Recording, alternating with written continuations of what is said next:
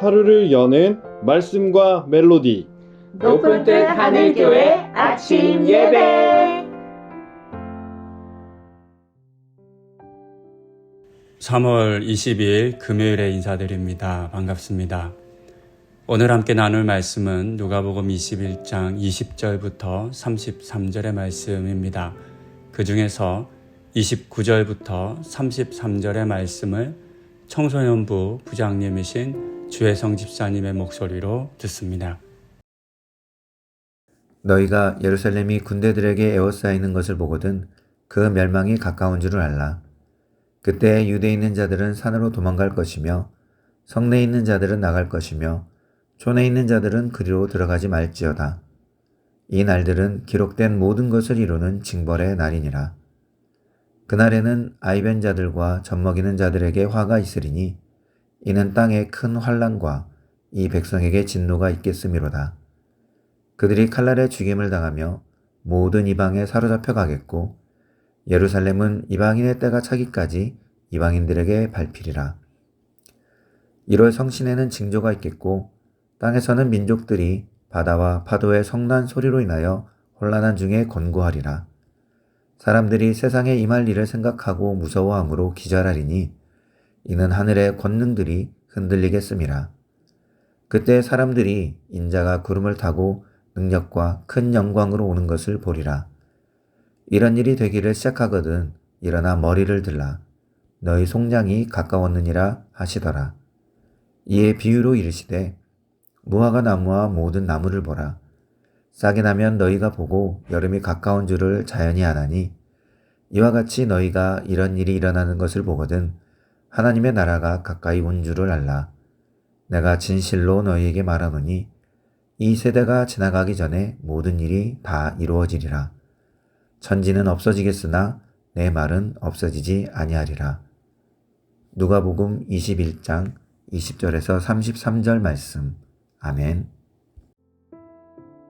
아파트에 살다 보니 날씨의 변화를 알기가 쉽지 않은 것 같습니다.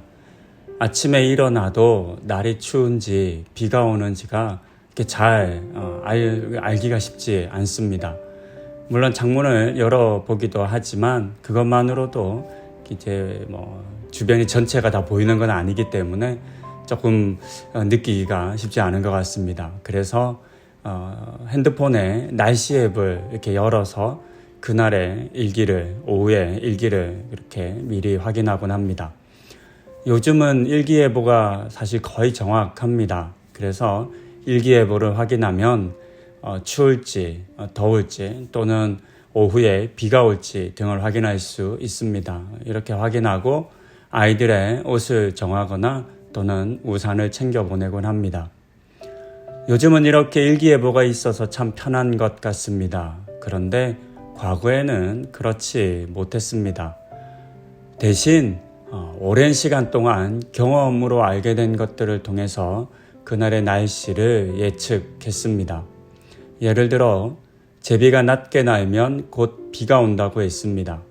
많이 들어보셨을 겁니다. 이거 맞는 말일까요? 아니면 틀린 말일까요? 찾아보니 정말로 그렇다고 합니다. 제비가 먹이로 삼는 곤충들은 날씨가 흐리고 습도가 높아지면 날개가 무거워지기 때문에 높이 날지 못하고 땅 가까이에 날 수밖에 없다고 합니다. 그래서 이런 이제 먹이를 이제 먹기 위해서 제비가 낮게 나는 것이라고 합니다.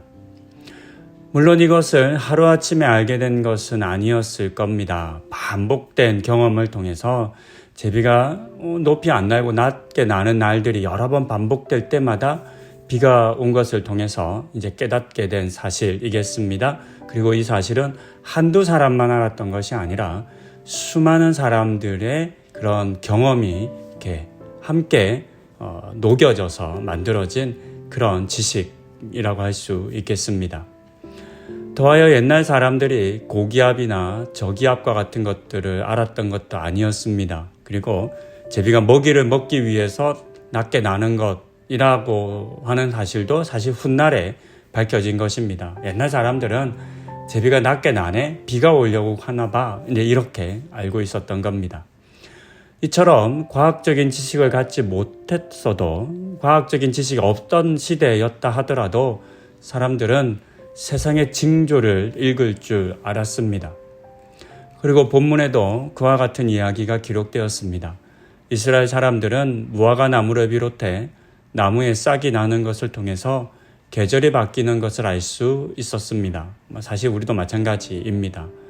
그리고 그때가 되면 자연스럽게 다가올 여름을 준비하고 농사나 목축 등에 필요한 일들을 하기 시작했습니다. 이와 같은 변화에 맞추어 사는 것은 따로 누가 알려주지 않았음에도 불구하고 무척이나 자연스러운 삶의 모습이었습니다. 예수님께서는 하나님 나라도 이와 같은 자연스러움 속에서 나타날 것이다 라고 하는 말씀을 지금 들려주고 있으신 것입니다. 수많은 사람들이 이때다 저때다 라고 말하고 이것이 징조고 또 저것이 징조다 라고 하는 말을 많이 하겠지만 그와 같은 것들에 속지 말라는 의미이기도 합니다. 이 말씀의 앞부분인 21장 8절에서 예수님께서 경고하신 말씀이기도 합니다. 8절에서 예수님은 이렇게 말씀하십니다. 이르시되 미혹을 받지 않도록 주의하라. 많은 사람이 내 이름으로 와서 이르되 내가 그라하며 때가 가까이 왔다 하겠으나 그들을 따르지 말라. 자신을 메시아라고 하면서 심판과 구원을 말하는 사람들이 이미 있었습니다. 그리고 그들의 말에 속아서 일상의 삶을 버리고 엉뚱한 것을 따랐던 사람들도 적지 않았습니다. 그들은 자신들만이 아는 아주 특별한 징조 또는 사인을 하나님이 주셨다라고 말하며 사람들을 속였습니다. 그리고 이와 같은 사람들은 오늘날에도 여전히 많습니다. 다른 사람은 모르고 나만 아는 하나님의 말씀이 있다거나 그래서 그것을 내가 너희에게만 알려준다라고 하는 유의 말을 오늘날에도 여전히 거짓된 선지자들이 이야기를 합니다.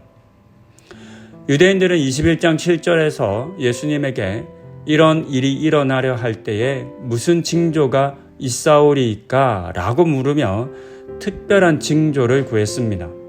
그러니까 유대인들도 비슷한 생각을 가졌었다라는 것을 알 수 있습니다.